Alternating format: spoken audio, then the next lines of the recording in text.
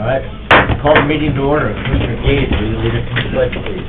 I pledge allegiance to the flag of the United States of America and to the republic for which it stands, one nation under God, indivisible, with liberty and justice for all. Thank you. Good morning, everyone. Next on our agenda is to approve our agenda. Move. Second. Motion by Weiss, second by Zinger. All in favor, signify by saying aye. Aye. Opposed, nay. Motion carried. We're going to go a little bit out of order this morning. We're going to move down to other business. In recognition of National Public Safety Telecommunications Week, I would like to read the following official proclamation. Whereas emergencies may occur any time that require law, fire, or medical services, and when an emergency occurs, the prompt response of law, fire, and emergency medical professionals is critical to the protection of life and preservation of property. And public safety dispatchers are often the first and most crucial contact our citizens have with emergency services. And whereas the safety of our law enforcement officers, firefighters, and EMTs is dependent upon the quality and accuracy of information obtained from citizens who contact the Brown County Communications Center. And whereas public safety dispatchers are the single vital link for law enforcement, fire, and emergency medical professionals by monitoring their activities by radio, telephone, and computer, providing them essential information and ensuring their safety.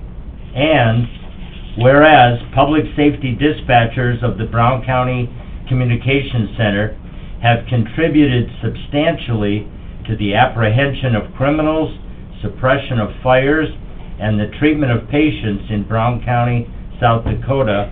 And whereas each Brown County Communications public safety dispatcher has exhibited compassion, understanding, and professionalism during the performance of their duty in the past year. Now, therefore, be it resolved that the Commission of Brown County, South Dakota declares the week of April 12th through April 18th, 2026 to be National Public Safety Telecommunications Week in Brown County, in honor of the dispatchers whose commitment, service, and sacrifice keep our county and its citizens safe. So on behalf of Brown County, thank you to all of you for the amazing job that you do. Thank you guys. All them, right? Yep. Well, I know Brown County always ranks real high in the state as far as, you know, scores on your answer time and response time, so kudos to all of you. You do a great job. Keep up the good work. Thank you guys for your time today. We appreciate all of you. Thanks, everyone. Thank you. Yep. And Lynn, did you have anything you wanted to add under other business? Wanted to notify everybody that absentee voting is to start Friday, April 17th. But however, due to petition challenges statewide, absentee voting will be delayed until all the challenges are complete. Once we have the ballots available, you'll be able to vote from 8 to 5, Monday through Friday here at the courthouse down in the community room through June 1st. We will keep everybody posted via the Brown County website, Brown County Auditor's Facebook page, the radio stations, and RAVE, which is a new text service that we have through emergency management. All right. Anything else under other business? As long as we're on it, we'll bring it up again later. Next on the agenda, we'll open up the meeting for any public comment. Anyone wish to address the commission this morning on any topic that isn't on the agenda? Online, on the phone? Seeing none, we'll move on. Chris Heeman, Weed and Pest Supervisor, bid opening for chemical bid for weed and pest. Morning, Chris. Morning.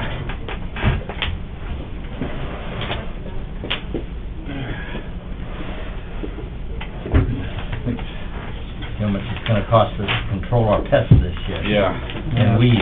kinda curious too. We probably should've put the bid out, about a month ago, might've been safer. Okay, you want me to read the notice first, Lynn? Yes, please. Okay.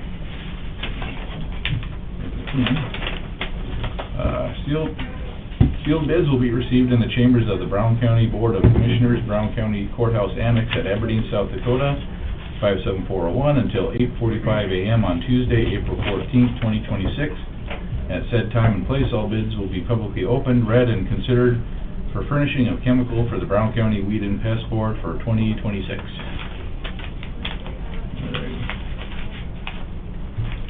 And first up, we have Adapco.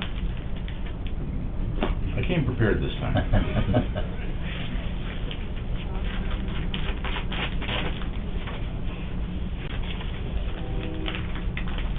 Alrighty.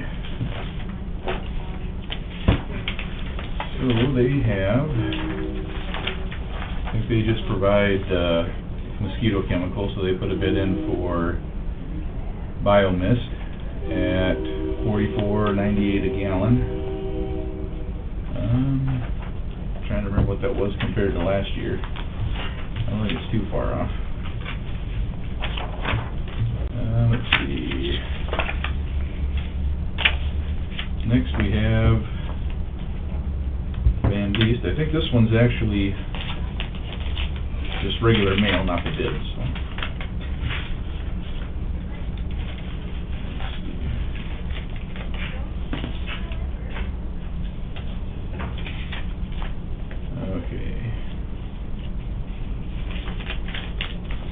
No, this is just the letter they need from me for my applicator license, so I can buy restricted use.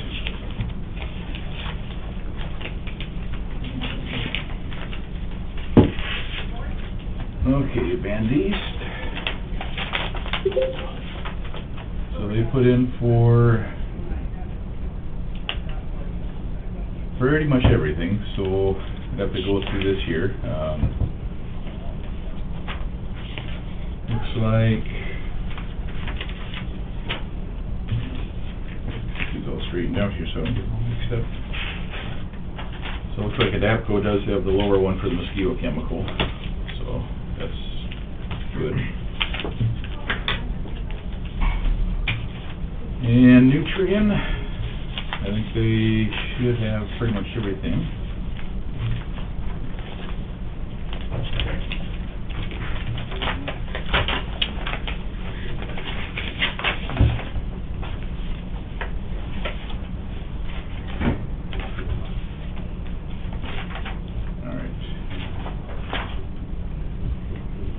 So they've got in for everything but the mosquito fogging chemicals, so I'd have to go through, compare everything. Otherwise, what worked really good last year, I think we accepted all bids from all vendors based on price and availability. That worked out really well. We had one supplier, the price on overdrive was really, really close, and one supplier had it, one didn't, so that worked out good for us and kind of helped us. So I guess I would suggest that we do the same again this year, just accept all from all bidders based on price and availability. Move as requested. Okay, motion by Kinger, second by Weed. Any further discussion? Hearing none, all in favor, signify by saying aye. Aye. Opposed, nay. Motion carries. Thank you, Chris. Thanks. Good luck with your spraying season. Alrighty, thanks, yeah. All right. Coming up on us here. Here before you know it. Yep, exactly. Winter goes away.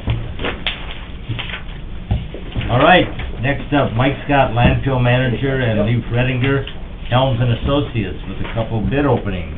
Good morning. Morning.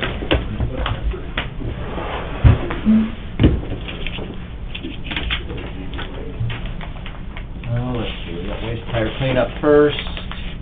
Let's do wood waste grinding first.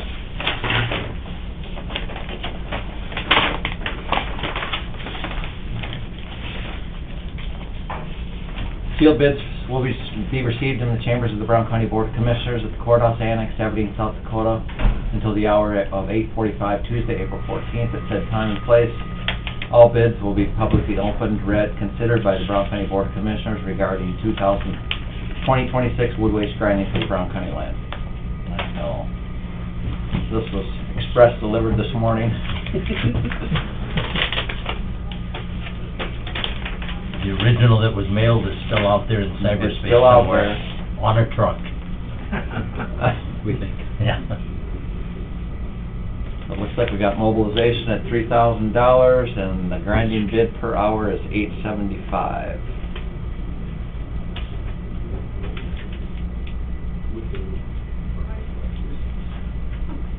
And this is the only bid. I would recommend that we move forward with this wood waste grinding bid from Dakota Wood out of Rosemount, Minnesota. All right. Move. Second. Okay, motion by Denner, second by Dinger. Any further discussion? Hearing none, all in favor signify by saying aye. Aye. Opposed, nay. Motion carries. Next up is waste tire removal.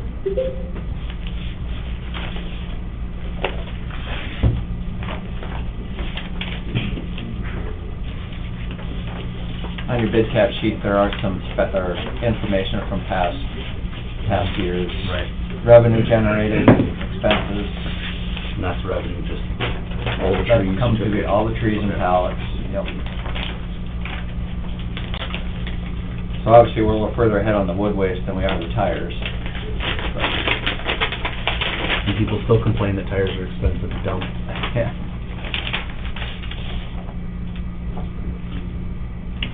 This bid is from Liberty Tire.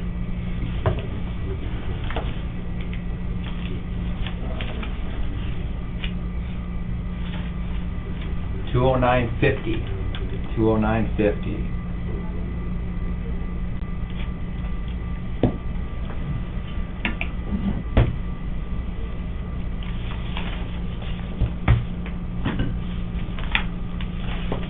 Usual, you don't see much go down. Mm-hmm. Where's Liberty Auto? Savage. You see their trailers, their drop trailers around town. They're all over. So.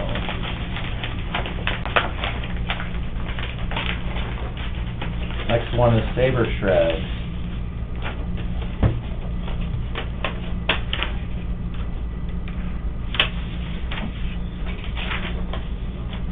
These guys are close.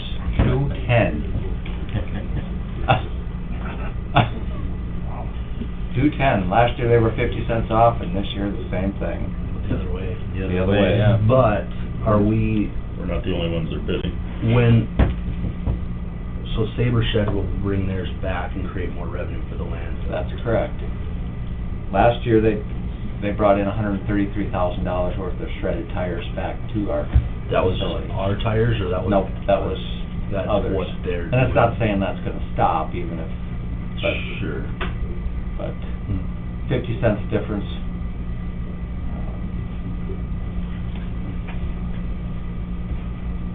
Do you How- have a- do you have a recommendation in light of that? Well, I would recommend that we take the extra revenue, and even though our tires do go, it's a final resting place when they go to Liberty Tire, they're going there and not coming back to the landfill, but, obviously the tire shreds do make a difference in our revenue stream.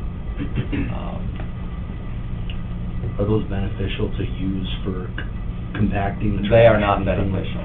Okay. They're an extra source of revenue, but,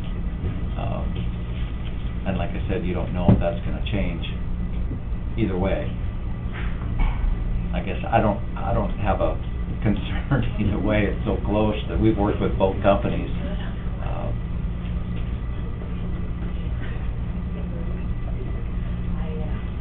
For 50 cents a ton. So if I'm reading this right, if we go with Liberty, we're gonna miss out on the 133,000? No, the $133,000 is just, revenue that's generated from Saber Shred. That's not our tires. Okay.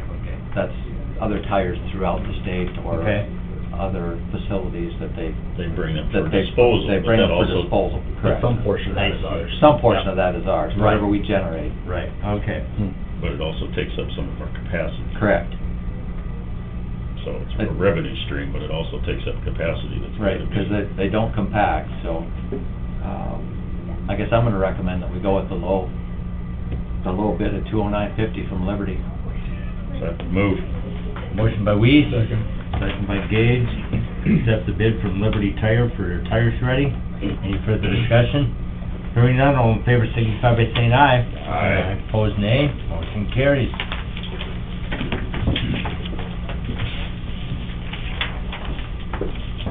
Now, the wood waste, do they come in more than one time a year, or do they just one time a year? There are a couple, there's a contract here too, capital needs. So, yeah, they'll come in once a year, mid to late September, and grind one time. So,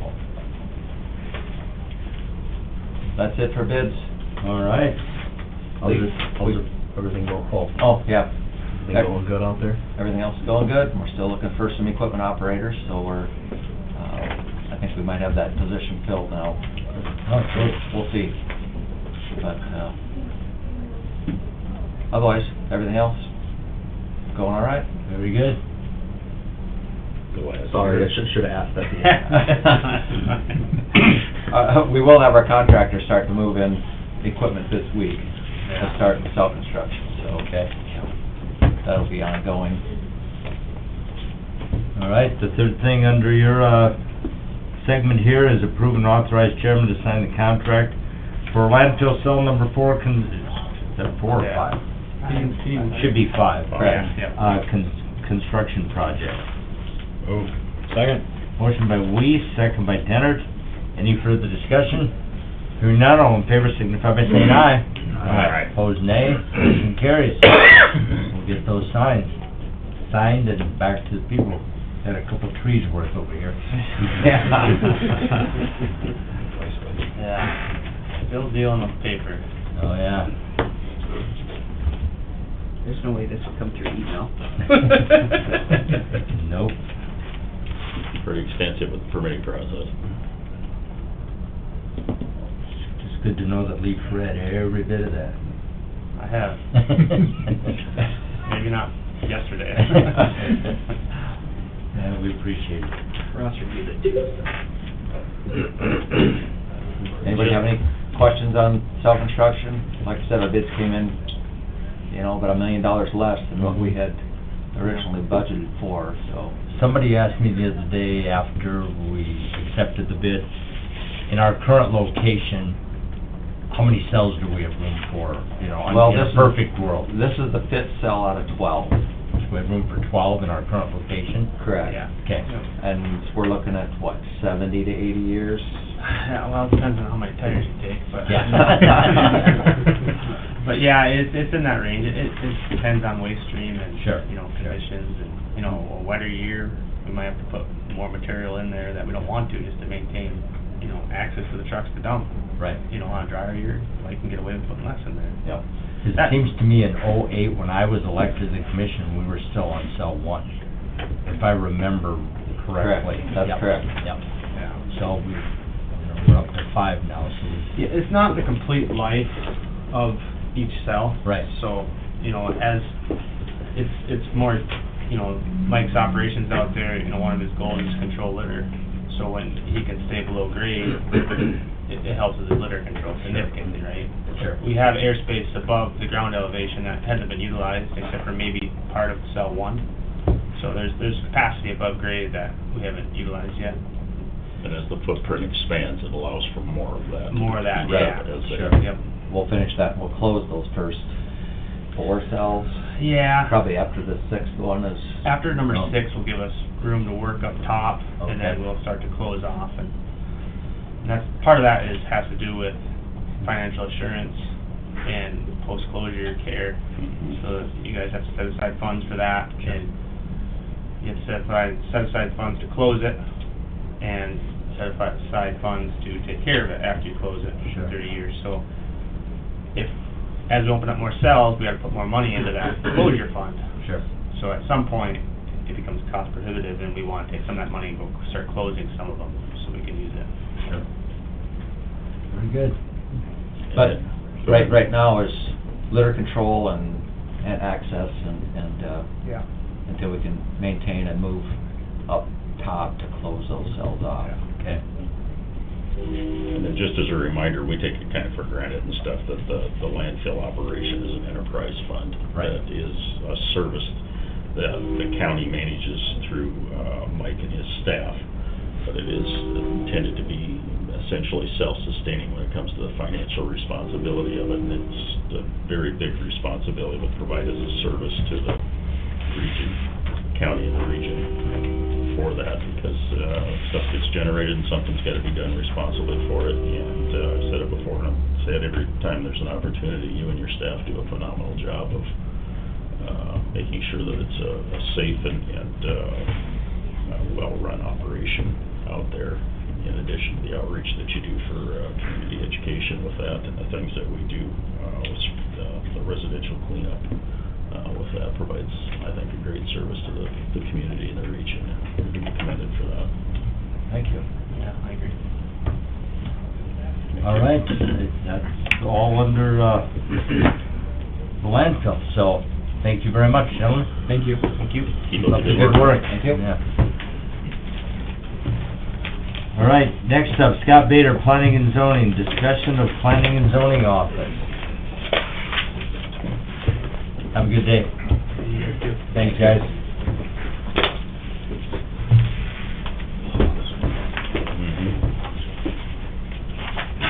Good morning. Morning, Scott. Morning.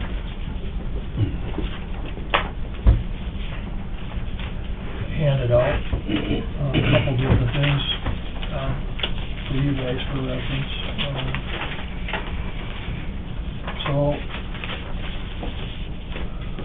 at one time, Dwayne and I worked on a reinvestment payment program with the state on a project, so I gave you guys a copy of that and what it is,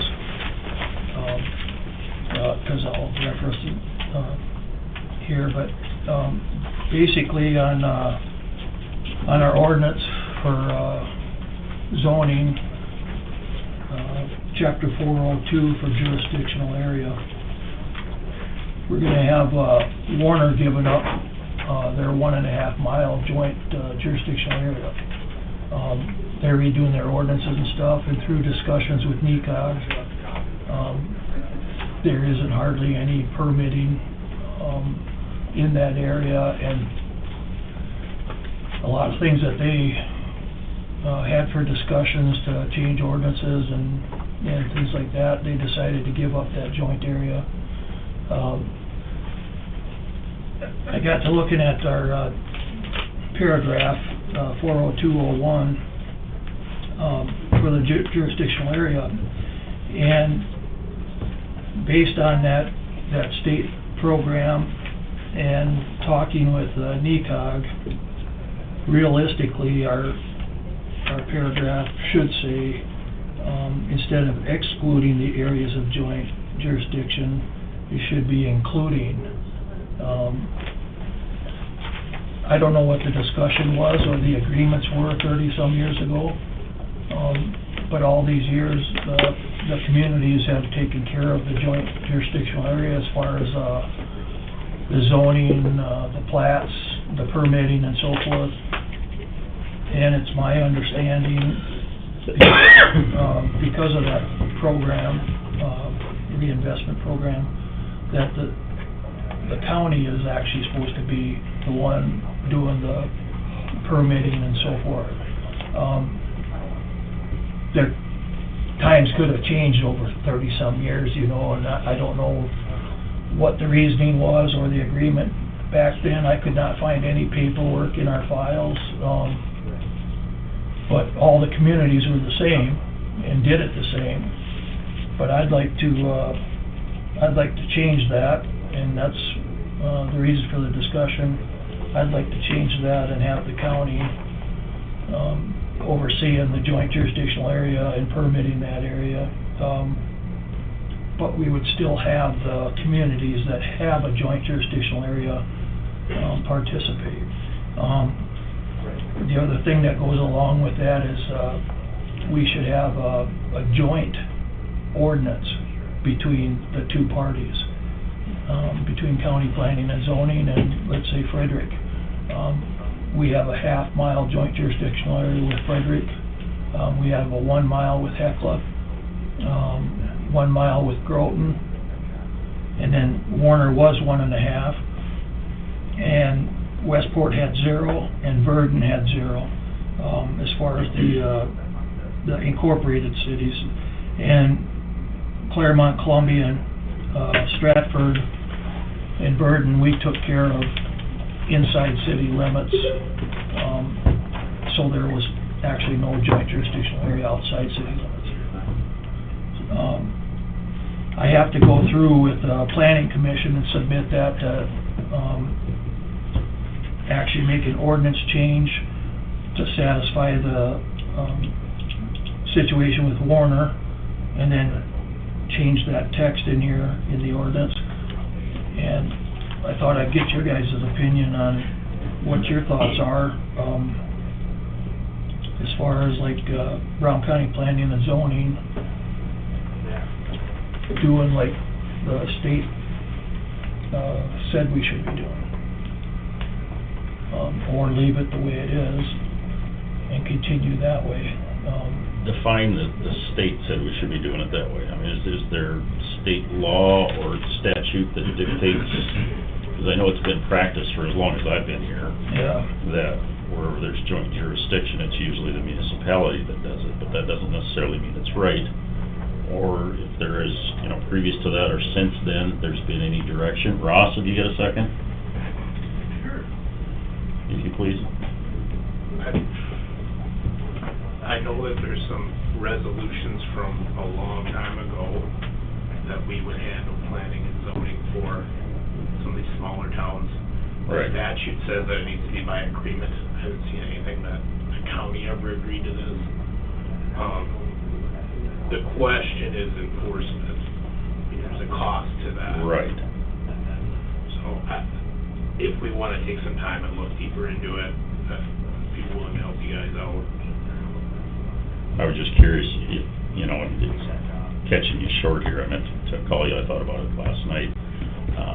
You know, just short notice if there's anything in state statute that addresses, you know, where there's joint jurisdiction, because it's been practiced from my experience in Brown County, but that doesn't necessarily mean it's right, or things may have changed, that, you know, the municipality in some instances has taken the lead to be the place where the applications are processed and the rest of those kinds of things. And this is a bit of a shift, and quite frankly, in hindsight, I think it's probably more appropriate that the county would be the one, because it's still a county's jurisdiction technically, and then by the agreement, there's joint jurisdiction, which means, you know, the rules with the agreed upon exceptions, you know, would take that into consideration. But processing of that and being the contact point, the grantor of, you know, whatever permissions would eventually be granted in that joint jurisdictional area, probably should be handled by our office rather than the municipal offices going forward. I think how it works with the city. I have a copy of the resolutions Yeah. of the four. What are we talking about? Are we talking about the area, the mile outside of the municipality, or us taking over planning and zoning functions for these municipalities? We would not take over for the municipalities, but the joint jurisdiction area, if there is one. In some cases, there aren't, and that's notwithstanding, you know, the couple of smaller communities where we've agreed to do it for the municipality as well, you know, without that exception in there.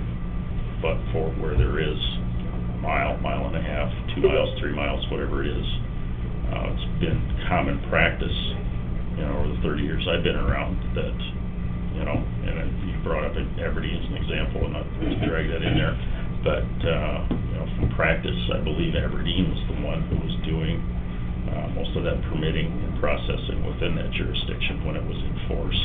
Yeah. And I'm not so sure that was appropriate in hindsight. And so... Part of the reason that kind of went away. Right. Yeah, it's definitely something we can look into. If you wouldn't mind, I would be curious to see if there's anything in state statute that, you know, and there may not be, that says basically it's by agreement between the two entities, but just in case there's something. I think it is an agreement for a joint jurisdiction Okay. area. But But looking at it, from this light going forward, wherever there's no joint jurisdiction, I think it probably should be with the county. And I think part of the point is, in a smaller community, especially like Warner, where you're talking about situation with a consolidated feedlot operation that was within that joint jurisdiction area. Yep. They don't have, either the ordinances or the expertise to be able to do that. Not necessarily that we have all the Yeah, that's the answers to point, those yeah. kinds of things.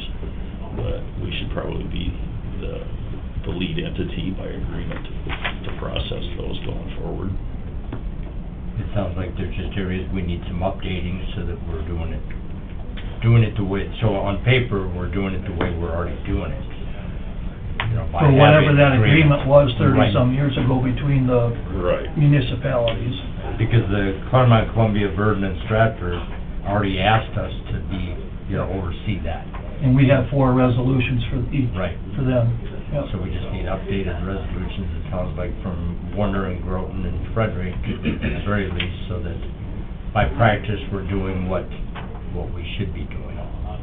Yep, and Those resolutions were pretty broad, and we would probably need to define the scope a little bit better. Right. Right. Yep, And that's okay. yep. Now's a good time to look at everything and update, so that we're doing it the way it's on paper the way we're actually doing it. Well, that's the one broader question, and then the first question is, the city, or Warner, is going to, or has, formal or not formal, made a request to eliminate the joint jurisdiction, is that correct? right. I got an email from NECOG that they're planning on the first reading being May 13th. He's waiting for a response back from Warner. And then it would be official July 15th. The second reading was June 10th. And then July 15th would be the end of it's either 20 or 30 day appeal period. Okay, so then that would be their formal request, and then subsequent to that, we would need to take action in order to execute the same. Just take over the 1.5 mile. Right. And update our ordinance in order to accommodate that. Yeah, the state statutes, when you read through the different parts, basically, the county is overseeing the unincorporated areas. Mhm. And then if you have an incorporated municipality, they're taking care of their own city limits. The city or the municipality may participate in a joint jurisdictional area, and it has to be agreed upon by the county. Right. So the county does not have to allow them to participate in a joint jurisdictional area. That's the way it's written. We can, or may, or we may not. Mhm. And it just depends on, I suppose city limit boundaries and all that stuff. When you have close cities, probably like down south and so forth. Yeah. So is it safe to assume that currently we're not, like in Warner and Groton and Frederick, we're not participating in any decisions or action in those joint jurisdictional areas? Or it depends? They all call me for help, Okay. But additional we're not help and stuff. taking action necessarily? Frederick, we've always shared with them. Okay. Hecla, very little going on there. Warner, I've helped them tremendously on different things, and I think that's a good thing, in communication and everything, but typically, the municipality has been doing the zoning and the permitting in their joint areas, and then it's kind of combined with the plats and the rezones, where we work together with that, because the plats have to go through their community and it has to come through us in that joint area. So Frederick always came into our meetings when it came to plats, with 3 people from their board, and then voted. But this has always been written as excluding us for the zoning part. Mhm. And it should be included. Yeah, and in the Chapter 5, Title 5, for the developmental part, that also is written as excluding, but we don't really exclude. I mean, we jointly do that. As we all know, the concept of the joint jurisdiction is essentially as these communities grow eventually, the development that happens in that area that's like, you know, gonna be the next level, next layer of what would be incorporated into that community. They have an opportunity to try and participate in that development to the extent that it's gonna be compatible with what their growth plans are going forward. But it does sometimes create some frustration for people trying to do some development and do different things. And, you know, the idea of they don't get to vote for some of those people and they're not inside city limits yet, why does this fall into that? So those are some of the arguments we've had in the past over some of those situations. I didn't wanna just go forward and write up an ordinance change and submit it to planning commission and then have it come here.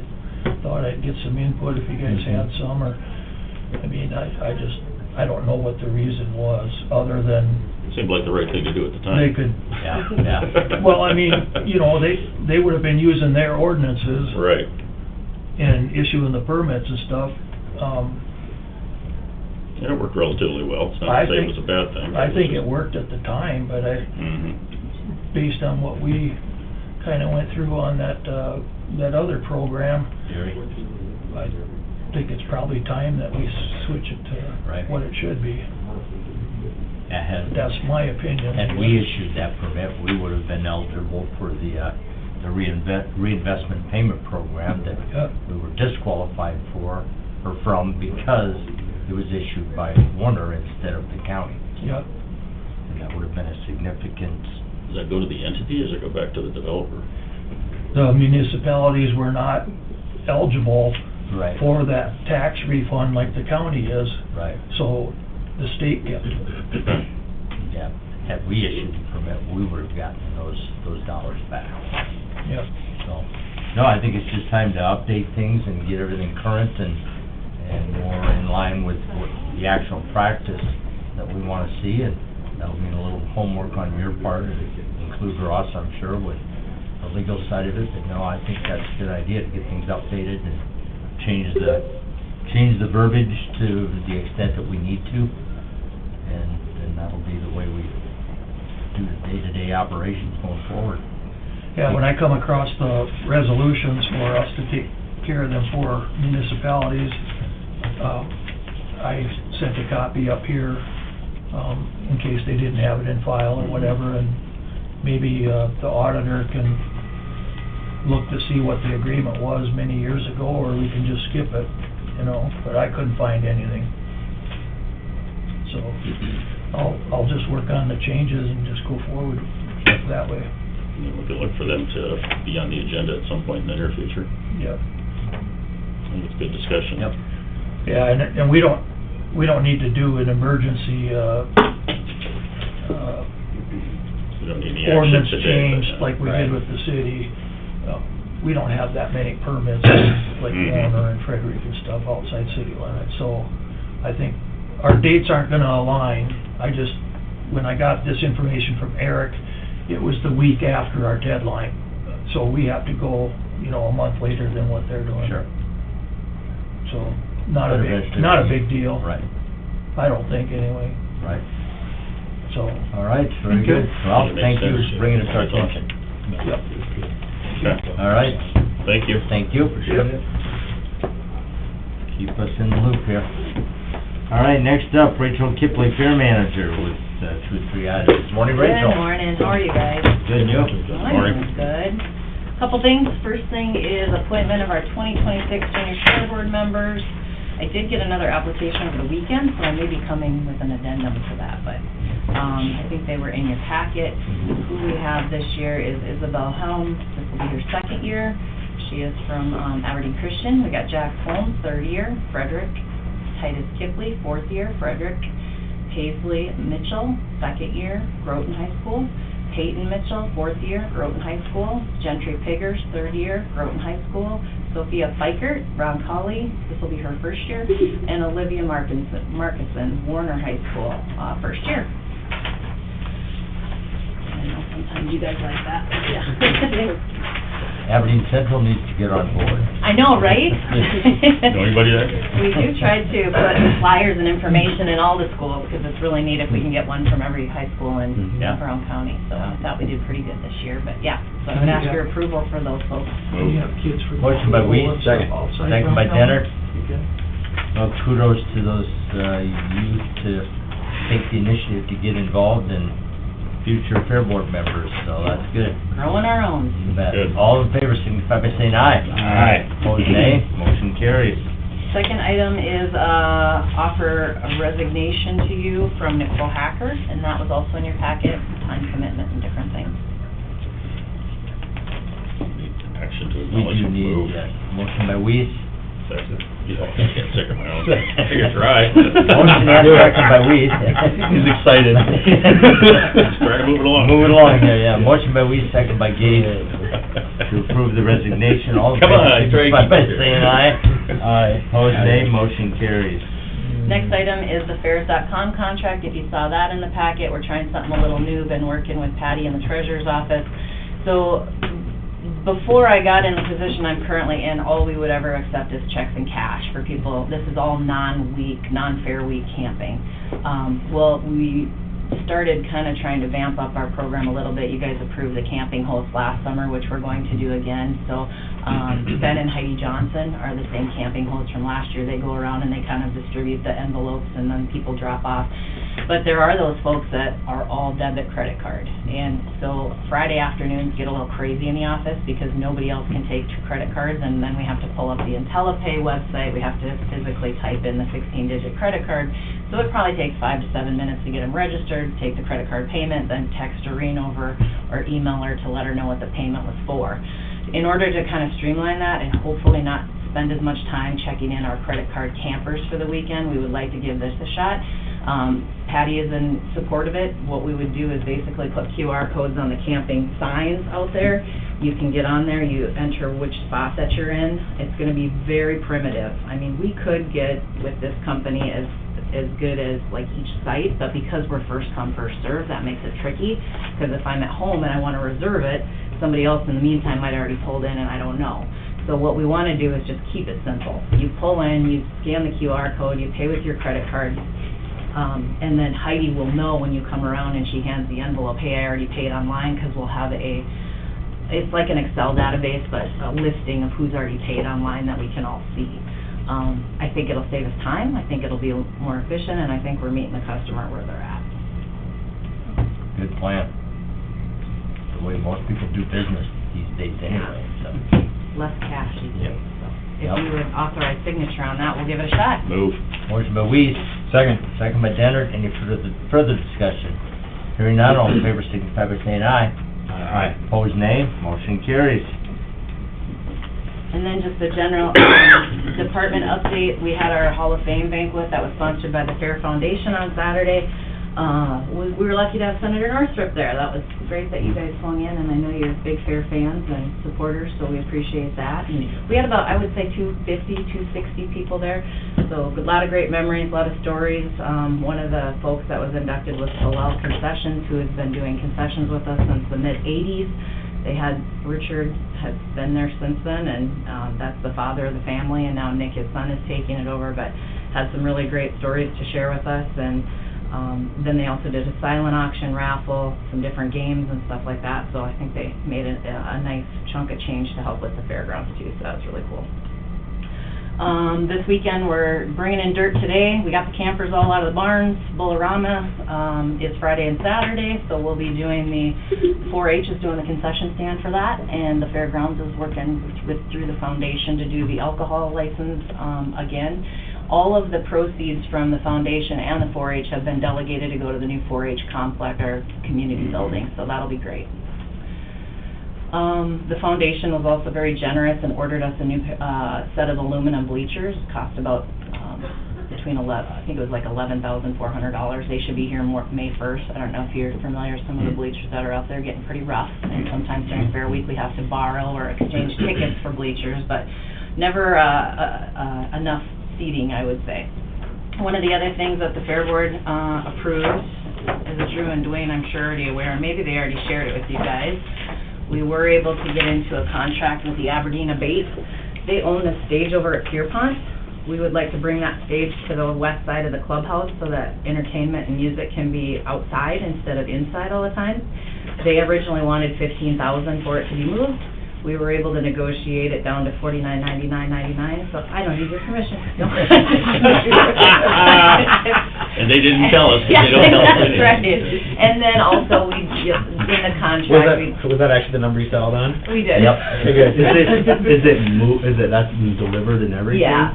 Well, it's gonna cost them not much to. No, we'll deliver it, so we're Oh, you working have to on move some, it. of our friends that have hay moves, stack movers, stuff like that, so it's $49.99, and then also a I like couple of that. events at the clubhouse, some camping and some other signage exchanges, but that's the only cash that's changing hands, so Well, I she's do not like. selling a bridge for $1. Yeah. Right.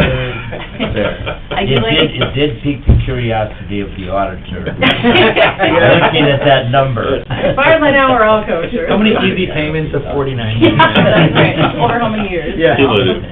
No, one payment, so, yeah, I do like to keep you guys in the know, because I'm sure Lynn or you guys would see that when we get it on site and be like, where the heck that come from? So, yeah, we're excited Well, about kudos to it. the Fair Board for negotiating that down. Yeah, That's a lot of, that's a big discount. yeah. Yeah. Well, it needed to be out of there, I think, by May 1st, so time, or else it reverted to, Pierpont, was it, or? Yeah, May 31st, so Okay, making, yeah, it had to be making gone. some accommodations right now, so. The other two things I was gonna just touch on, May 1st, we're hoping to have the campgrounds open, just kinda watching the weather a little bit. And if people come early, I mean, we can give them electrical, it's just the water isn't turned on in the bathhouses yet, so. And then our Sign Up Genius went live on Saturday night in conjunction with the Hall of Fame banquet. So we've already got people signing up, running people movers, and helping us on setup. So I encourage you to share that with all of your friends. They can get on that Sign Up Genius website on BrownCountySDFair.com. You just go to participate, volunteer, and then it shows every single slot for every hour of what we need help with. So seems like every year we never get all of the slots filled, so it's always sad when the kitty train's got to sit or something, but I think the earlier we start, and we are trying some new things this year, you know, we've done the clubhouse event for a while. Now some of our partners like Area Federal Credit Union, Dakota Land Federal Credit Union, they're letting us do booths in conjunction with their community picnics. Just trying to reach out to different ideas. If you do the same thing every year, you can get the same results, so hopefully this will help out. Do you guys have questions for me or anything we need to be working on? Well, I just wanted to add that, during your banquet, and I had a conflict that night to go fair, anyway, the fair, besides all the hard work of the volunteers, are hugely important, and I appreciate, as part of that, the recognition of Pearl Holt as the Volunteer of the Year was very appropriate, and celebrating that on social media was a good thing, so she's just representative of all the volunteers that helped make the fair successful, and I was happy to see that, so thank you for that. Yeah, great. Cool. Very much Well, thank deserved, you. Yep. All right, thank you, Rachel. All right, next up, first reading of ordinance 323, rezone for Darren and Sarah Lowe. Ordinance 323, an ordinance amending Title 4, second revision, Brown County ordinance as amended, to rezone certain described property filed by petitioner Darren and Sarah Lowe to go from Ag Preservation District to Mini Agriculture District. All right, is there anyone here to speak to ordinance 323? This is first reading, so I would entertain a motion to approve. Move. Second. Motion by Dennard, second by Weiss. Any further discussion? Hearing none, all in favor signify by saying aye. Aye. Opposed, nay. Motion carries. Next up, discuss building purchase. I'm sure we probably piqued a little bit of curiosity there. I asked for a 2-minute break. Absolutely. Before we do that, if you don't mind. Absolutely. Convenience, thank you. We'll be in recess for 2 minutes, or whatever, however long it takes.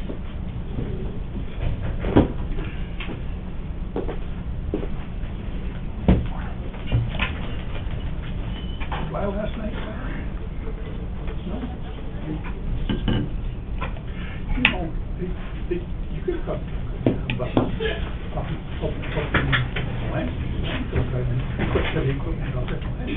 What's that? you could probably do a good job trying to get equipment out. We talked about it. You did? Yeah. We decided that because of the union, we're not able to. Oh, Is that why Dwayne doesn't, I mean, he's retired, what does he have to do?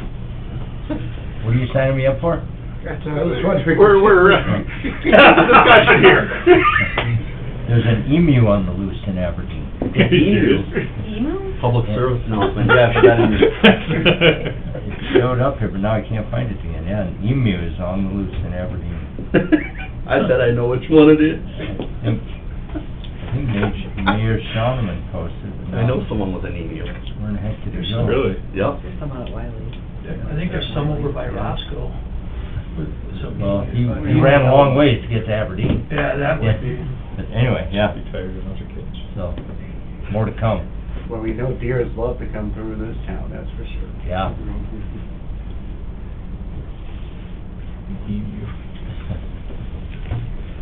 Oh, I know- my I know in-laws somebody- farm. Oh, go ahead.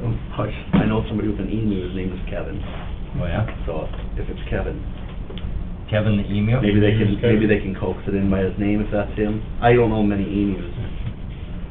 Is that I don't know the any. mutual guy, or the, No, it's the bird on Up, I think that it's a- kids Yeah. movie. I've ever met an email. He's cute, and they got him, I think they hatched him. Are they the ones that spit? No, that's a llama. Wow, llama. Not a bird. Well, I knew there was emu, and I knew something spit, and llama, there you go. They're using emu on these mountain hunts for elk and deer and things like that, because they pack out better than horses. Oh, okay. Good to know. Yeah. All right, well, we'll be back in session. Discuss building purchase.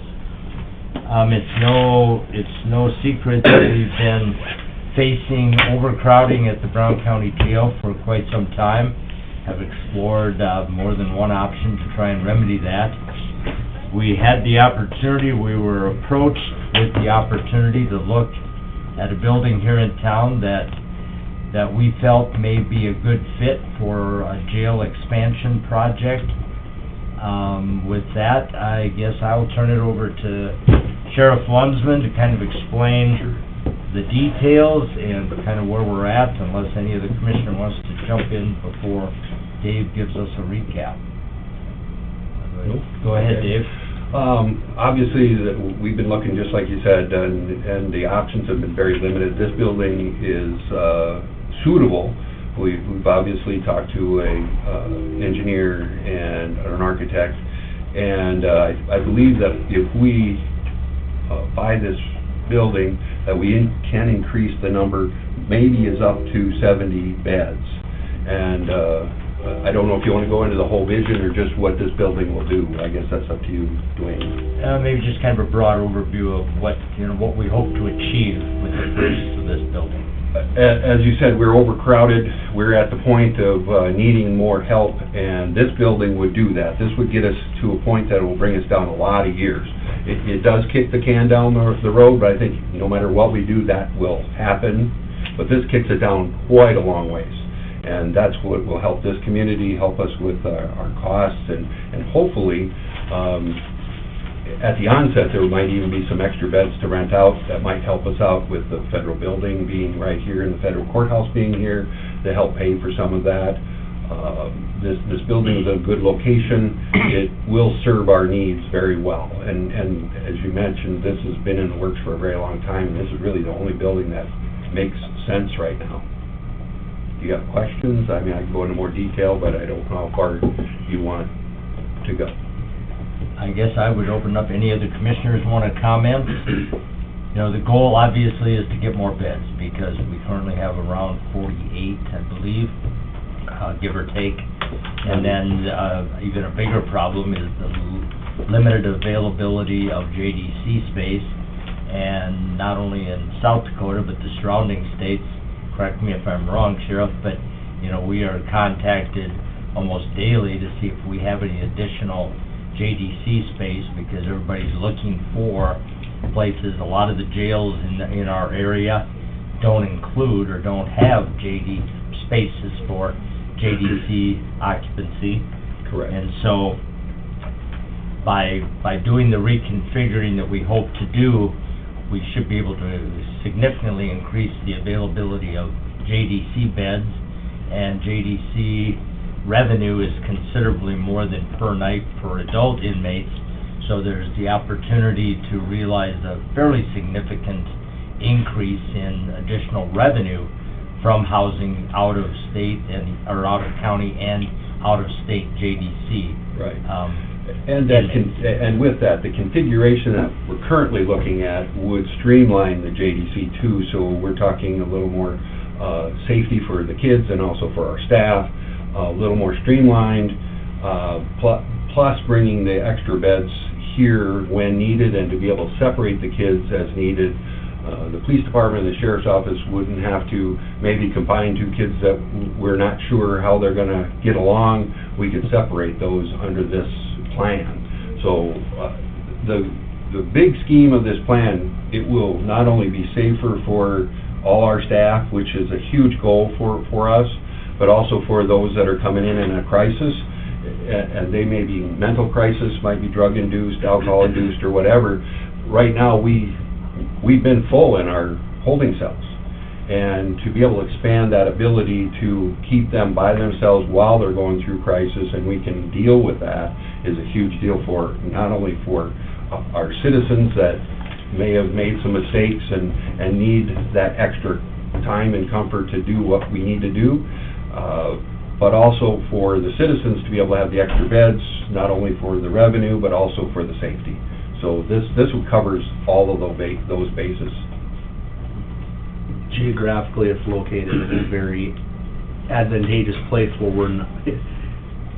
we've discussed pretty much any other option is not going to be, this is as good as it gets for locations in the spectrum of the kind of building we're looking for. Correct. And it's not a exuberantly large space, but it's big enough that, like you said, we kick the can down the road a little ways, and I think it's the most cost-effective solution to the issues we may have here, so. And you're absolutely right, not only for the building itself and what we can do with the building, but proximity to the center, which is here. This building is the center, no matter how you look at it. We're so close that we're not spending tons of money in lots of transportation or long-distance transportation. It's so close that it's going to help us out tremendously. We have run it past the city, and the location of this proposed jail expansion falls within the zoning requirements of the city. There's no issues with the city. We've got a couple different, or probably more than a couple different options for the layout of this building, but our at least initial intent from the conversations that we've had, this would be an adult male facility, and that would open up again more space in the current jail area for JDC and females. And so this would be adult only, and it would include a sally porch and a rec area, its own kitchen facility. So we would have to look long and hard to find a building that's more well-suited and structurally sound as this one is to accommodate our needs. So yes. I was going to throw in, I don't have my numbers in front of me here, but purchasing this building and renovating it and getting it up to speed compared to building a brand new building from the ground up, was that about $2 or $3 million savings, cheaper this way? Like he said, actually, it could be up to 4. Okay. Yeah, could be up to 4 million savings. Savings compared to starting from scratch. Correct. if So we had a a place to build it. a very significant cost savings. Right, Yes, if we even had a place. right. Correct. Plus the location, obviously we feel like is more advantageous in terms of proximity to the courthouse Yes. and existing operations. So we have been in communication with the realtor that listed the property and the current owner. So we're waiting to hear back from them with some final numbers and so on. But we just think this is, at this time, the most logical way to expand our much-needed bed capacity. We know there's We know there's a need for some counseling and some rehabilitation and so on that comes with running a jail. We think that this also provides the opportunity for the growth in those areas. So it's, at least from what we know today, it's a win-win for the county. And cost-wise, we'd be hard-pressed to find anything even close to what we're looking at. Bob? What are those numbers, for buying the building and renovating the building to get your 70 beds? The asking price of the building is $1 million. And what's the renovation cost? The renovation would be somewhere between $5.5 and $6.5 million. Into cells that meet the J1 definition. I'm sorry? So it's into cells that meet the J1 definition. The way I understand it, is that correct, Dave? I didn't understand what your question was, Bob. You're a J1 jail right now. This is making cells that meet those conditions that are required. Yes. So that is, so how much, the renovation's gonna be how much? Between $5.5 and $6.5 are the estimates, depending on the layout that we land on. I believe I'm right there. Yeah. Yeah, 6,000. Yeah. Real It's close. around 6 million. We're not finalized, so. Yeah.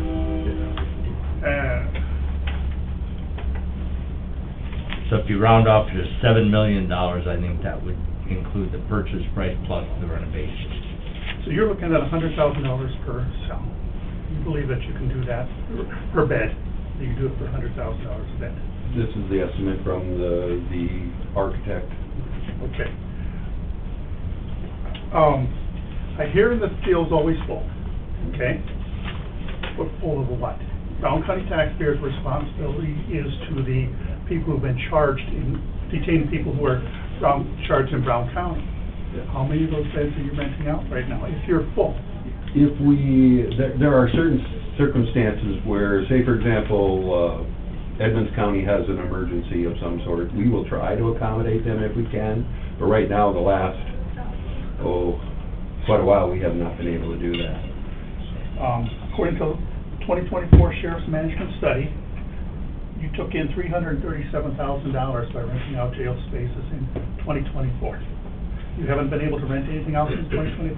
Well, I can't say we haven't rented any, but there hasn't been a lot. So there's no revenue right now from renting out? I don't know the numbers substantial off the top. revenue. No substantial revenue, no. Okay, so you're back to being full all the time?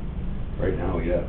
Okay, you're back to not having enough staff all the time, right? No, we're doing really good with staff right now, very well with staff. I think we're one person short right now How of about staff. turnover?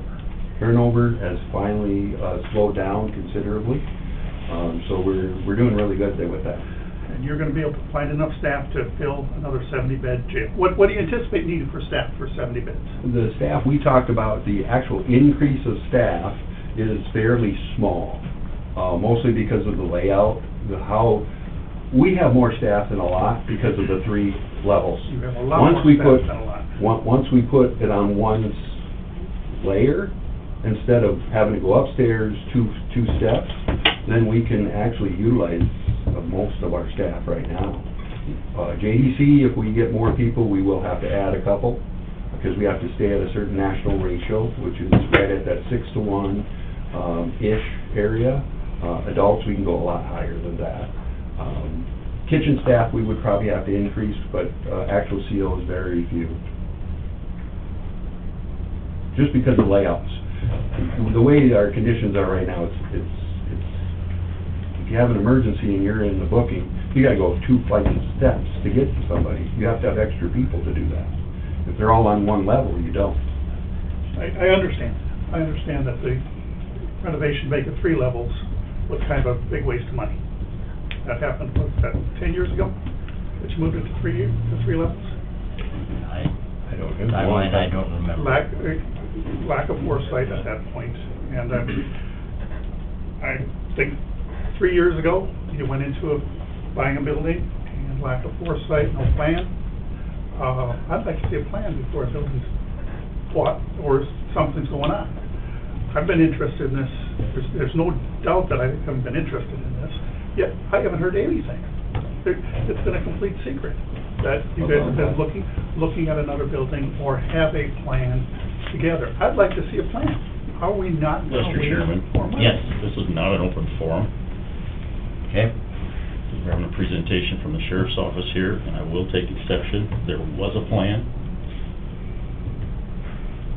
The acquisition of the previous facility, It was made public. it was made public. So,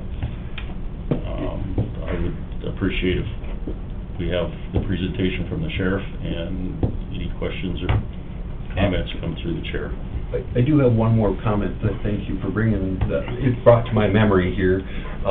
We've talked about this, but I haven't put it out well enough. As national standards state that 80% full is full in a jail because of segregations, moving people around, disciplinary things, medical issues, all that type of stuff. So anytime you hit over 80% of your actual maximum numbers in the jail become an issue for RCOs, safety, all those types of concerns that we worry about. Is once we hit over that number, it starts causing issues. We've been well over 80% for a very, very long time, and to efficiently run a jail, you need to stay around that 70 or 80% if you can, to the best of your ability, for everybody's safety. That's the inmate safety, our staff safety, and also we have to look out for the county's best interest too. And that's another reason, and I know we've talked about it, but I don't know if everybody out in the county knows some of those numbers. And that's another very big concern of mine. Any other questions, comments by commissioners? Well, the comment was made about revenue, and one of the, you'll back this up, is that there are plenty of instances where it shows that you've got somebody that you're housing for someone else, but usually in those instances here in the last several years, because of the number of folks that we've had of our own, and we have transitioned from a decade or two ago from having, a fair number of people that were on work release, for a variety of reasons, the 24/7 program, electronic monitoring, and those kinds of things. The people that are in jail, whether it's short-term or long-term, and we've had these discussions about the long-term, both pre- and post-adjudication, has exploded. Yes. That we have. Sometimes when we have inmates from someone else, it's because of a situation where we've essentially traded. Sometimes. One of our guests, because they just do not, they're not compatible with the surroundings or the situation, whether it's, you've got multiple people that are involved in the same incident that need to be separated, or they just thrive better in a different situation. So I know myself personally, there's been plenty of instances where we've, the cooperation between Falk County Jail, for instance, where we've essentially traded, one or two people at a time, because somebody gets along better in a different situation. We've done that a lot, plus bringing that up is, for Falk County to make them efficient, their female if they take one female in, they close down the pod. So if we exchange somebody and we take their female, then they can keep their pod open and make the maximum revenue they can, plus then we do separate somebody that we don't want here also. So there's a lot of different things. We do need to cooperate. We need to help each other's counties out, because sometimes we need favors, sometimes they need favors. A lot of times, the numbers, and we've been through this, and I know Bob and I have been through this a few times, the numbers is a snapshot in a moment. It's not always, because we can't put out a number every hour. But if we have an open holding cell, and Edmonds County has a 12-hour hold on there, and we have enough for our own people, yeah, we're going to put that person in there. We are going to generate revenue for that 12 hours. They get billed for 24 hours, whether they're there 1 hour or 12 hours. So we're helping them out, but we're also always watching a roadmap inside of our jail. If we have no holding cells, we have to tell them to go someplace else. But if we have open holding cells, we'll bring them in for those 12 hours. They'll come and we help them out as much as they help us out in different ways. And we do trade as much as we can, because some people just can't get along. And again, when you're overcrowded or you're at that 100%, you are gonna find people that are more angry with one another, and they don't get along as well. So, and you can't shuffle around as easily as if you have a few extra beds to mix and match, so to speak. So that's what we have to look at. It's a constant thing we do over there, not only day by day, but sometimes hour by hour, having to move some people around so we don't have fights, we don't have arguments, or those types of things going on. Well, the capacity, not just for us, but everyone else in the region, and there is gonna be some additional capacity, but that's already pretty well spoken for. Yes. For the most part, going forward. And it is a constant juggle because, you know, the additional capacity to have the flexibility, whether it's populations, whether it's a medical situation or violent situation or combination of males, females, things like that. And I know that there's, you know, been in anticipation of, you know, someone being released as a result of a court hearing or something like that, and then the results doesn't happen, and then you're juggling. It's like, okay, it's even a little more difficult than if you're overbooked on an airline flight. It's a whole different ballgame. To get somebody in custody, and so that's how critical some of these things are. From a practical standpoint, and this has been, you know, an issue, whether it's a combination of the juveniles, the adults, and the rest of that stuff, for the number of years that I've been involved as a commissioner. From a practical standpoint, we have sufficient funds to purchase the property and do a portion of the renovation that we anticipate, which is far from being set, the specifics of it. But we are gonna have to figure out additional revenue one way or another in order to accommodate to complete the project. And this is a process, it's not, you know, just a one and done deal. But the previous project that I was a part of that we did have a plan for, that did not go through for a variety of reasons. You know, same kind of a situation. We're gonna have to figure out what we're gonna do for some additional funds in order to complete that as we go through that process. And I think, yes, from the general public standpoint, this has been an ongoing situation that needs some form of addressed, and there's no perfect solution. You know, I wouldn't characterize it as kicking the can down the road. It's like the next level of accommodation to try and do what we need to do to take care of the needs that we have, not to make it, you know, that public or anything, but there is a conscious effort on local law enforcement. There are warrants that are not being executed for people that need to be held accountable for a whole variety of things right now because there is no capacity above and beyond what we currently have, and that's not a very good situation either. So this is a situation that does need to be addressed, and we've been trying to do that for a very long time, and there are no easy, cheap solutions to that.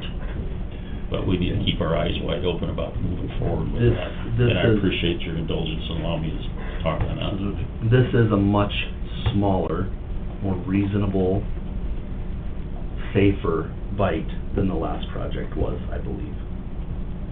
I think you're right, and one of the other things I want to mention is, you know, we talked about expanding the JDC. We've talked about this, where it's located, we're not looking at any significant investments into increasing JDC.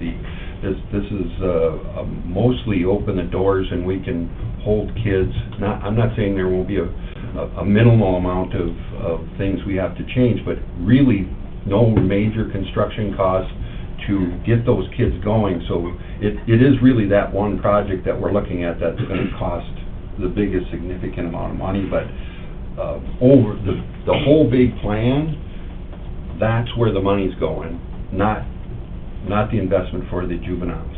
That we can pretty much take up with very minimal work and elbow grease. So essentially, to paraphrase that, is that some of the capacity that we have right now that's overtaxed for adults will be repurposed for juveniles, which will increase the capacity for juveniles by displacing some of that to the new facility. And that's not going to happen overnight, but that's the plan, and that's been one of the critical needs is both for juveniles as well as additional adult capacity. Correct. But in that same aspect, everybody needs to know about where all their dollars are going, and it's going into the new building and not into redoing a building. Now we have to redo the jail again. That's not the plan. It's to keep the cost down and to be able to make everybody safe. And once this facility is up and remodeled and running, looking back over the last 18 months, for example, if you look at some of the expenditures that which cost us in housing some of our inmates, like in Fulton County, you know, that's around $100 a day that we pay Fulton County for an adult inmate, and if you have 2 or 3 there for 30 days, that adds up in a hurry. And once everything, the dust settles, and we have more capacity for juveniles, that will result in a significant revenue source, because the cost per juvenile is up around $450 a day potentially, and if we could keep that on a steady basis and full, I mean, we could potentially be looking at $2+ million a year revenue just on the juvenile side alone. So that increases that cash flow to help offset costs significantly. Yes. So. And as you alluded to, the options for juveniles are much less than adults, and those are a big enough problem. Yes. Right. Because is there any other talk within even the area, like the large area of a juvenile facility either being built or expanded? None. That's what I None that was I'm aware aware of. And just to kind of summarize it for anyone who's listening, or for you guys who are here, just kind of the way I view it, if you go back to the Hub City building, the talk about that was consistently a regional facility. And that was with the idea that the state would be able to come in with either dollars or a loan to kind of float that boat, which obviously those dollars never came, and with that, the project just wasn't going to work.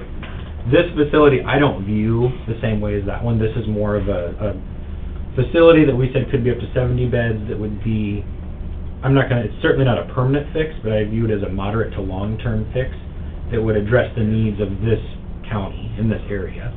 Not that there couldn't be some folks from other counties, because I'm sure there will be some, but largely this would be a facility targeted for the needs of Brown County rather than, a regional facility, which was all the talk, 4 or 5 years ago with the Hub City. So to me, that's the largest difference, is we're talking about a facility kind of targeted specifically for Brown County versus, prior it was more of a regional facility. So that's not how I view this one, and that'd be the largest difference there would be the size of the facility, and then of course the cost too. Yeah. And the proximity is also an added bonus also. Yes. So. And if I could piggyback off of that, the response from those, because the need is critical, not just with us, with others, Edmonds County is about to open, slightly behind schedule, a facility. Grant County is about 6 to 8 months behind them with a facility in Millbank. Sisseton's also talking about one. This is a regional issue, and that was something that was well received by those within the region with that plan. And unfortunately, because we made the commitment that we weren't going to try and foot the bill, we wanted to make it a regional, and we're hoping to get the state to participate. Well, they've gone a different direction with things, and that's another conversation. But, our neighbors have taken it upon themselves to take the responsibility to do that, and we need to do the same for ourselves. And, we have these geopolitical boundaries that we live in, counties as well as the cross-jurisdictional, but, as we talked about the cooperation, they are still, all of our situation that needs to be dealt with, and we try and cooperate, take care of what we need to for ourselves within our responsibilities of those geopolitical responsibilities, but still, have to cooperate. It's the same thing that we do, with first responders, law enforcement, fire, EMS, all the different resources that we have, that we cooperate with our neighbors in those situations. You're absolutely right, and we sometimes forget our northern neighbors. I know they're not in South Dakota, but they're our help if we need something on the North Dakota line or close to it. They're coming to help us, and vice versa. We're doing the same thing, and they've all asked, if you ever build and you have room, let us know, because they're traveling a long way to put their people in too, so they will partner with us and help us as well as we help them, because we have to. We're people. It's this imaginary line, up between North and South Dakota doesn't stop us from being people and have to help each other. And if you go a couple counties to the west, Walworth County is faced with a huge issue where they were forced to close their jail altogether The need has definitely not gone away or lessened out there, and they're forced to house every one of their inmates out of, not only out of county, but I mean, they have to haul long distances, and it's costing Walworth County a ton of money to house their inmates elsewhere, and they're struggling to try and come up with a plan to build a jail, but they haven't settled on anything, and they probably won't for a while. So we may be able to help Walworth out to a large extent once we're up and running, so. We just think there's a lot of positives to this plan, but we have been working on a plan, Bob, just to let you know. We've been working behind the scenes, we've worked with the architect, come up with a couple, 2 or 3 different variations of how we think we'd like to lay it out. Nothing is set in stone yet, and we'll continue to work on that. But the most critical thing we feel is to get the building bought, then finalize the plans for the layout and exactly how many beds we're gonna be able to end up with, and a few other details. But there's some real pluses. This building has its own generator. It's everything in the building is relatively new. It comes with a huge 100-plus car parking lot, which is something that's rare for downtown Aberdeen. So it checks off a lot of the boxes of things that we would like to see included if we were to build new, so, or build from the ground up. Yes, Bob? Chairman, how does a person get involved in seeing the plan you've got? How do I see that plan? Is that, Sheriff? I mean, is that public record, or is that not public record? It isn't at this time, but it could be very shortly. I'd appreciate knowing about it when it becomes public record. Absolutely will. To summarize this, we're buying a building we feel is a very good value, could fit our needs. If it is determined otherwise down the road, I don't personally feel that this decision that we are making is going to very much so, if at all, negatively financially impact the county. I feel like this is a good value for the property that we are purchasing, regardless of what ends up happening with it when we look back in 10 years. Anything else by anyone? We've got it on the agenda, Lynn. What are our options? Well, you don't have anything yet, so, put it on and have that. Okay. We've had the discussion. We will continue to work on obtaining a signed contract. We have made an offer on the building. We haven't received a contract back yet. When we do that, we'll get it on the agenda for approval and chairman's signature, and from then we would move forward accordingly. So, thank you. So today's conversation is basically this is developed fairly quickly, as, potential for consideration, some concept of potential impact, what it would cost, what it would impact, and the rest of those things, and we've done things very appropriately, not behind anybody's back. I think each one of us has had a look at it independently, try to consider the situation. So it's not been a situation where it's been a big secret or anything, but it's just developed, and this is the opportunity to present it to the public for consideration about. It's been an ongoing problem, and they kind of up and down depending on what opportunities are, and this is a potential opportunity that we think has a lot of promise.